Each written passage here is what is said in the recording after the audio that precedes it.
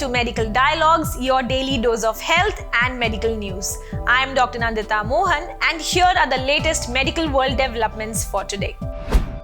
Secondary antibiotic prophylaxis with penicillin reduces rheumatic heart disease progression, a new study reports.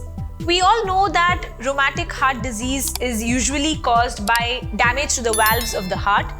Across the globe, around 40.5 million people are affected with this disease. A new study has stated that a regular, affordable antibiotic treatment significantly reduced the risk of underlying rheumatic heart disease progression in children as well as adolescents.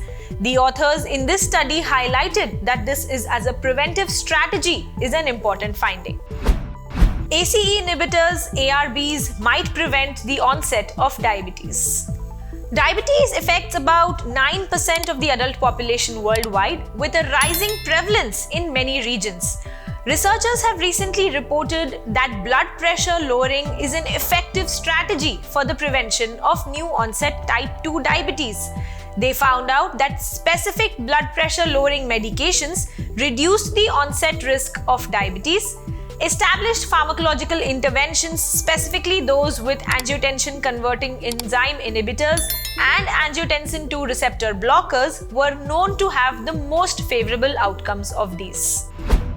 Micronet covered carotid artery stent provides a superior cerebral protection after stenting. A new study published in the Journal of the American College of Cardiology has found out that when compared to a conventional stenting procedure, the Micronet covered stent provided superior cerebral protection during and after carotid artery revascularization. Micronet covered stent significantly reduced the peri-procedural and abolished post-procedural cerebral embolism, thereby leading to a cerebral protection not only during but also after the carotid artery stenting procedure. Oral ketotifen famotidine with sunscreen helps in treating melasma. A recent study has showed that a combination of sunscreen plus oral ketotifen with famotidine improved facial melasma more than the use of sunscreen alone at 60 days. This study provides proof of concept evidence for targeting mast cells as a possible treatment for melasma, which should be explored in combination with other strategies to maximize their benefits and thereby prevent the relapse of melasma after bleaching.